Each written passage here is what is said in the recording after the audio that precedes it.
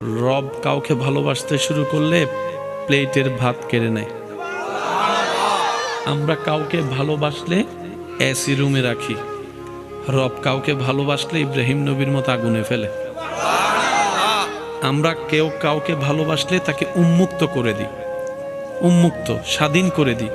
রব যখন কাউকে ভালোবাসে ইউসুফ আলাইহিস সালামের মতো বন্দি করে রাখে। আমাদের ভালোবাসা ধরন, রবের ভালোবাসার বহিঃপ্রকাশ এক নয়। এবার আপনি বলবেন এটা কি ধরনের ভালোবাসা হয়?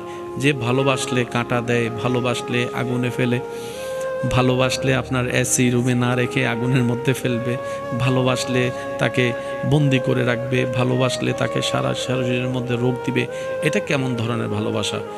জেনে রাখা ভালো, গরমের মধ্যে এসি রুম সবাই পছন্দ করে।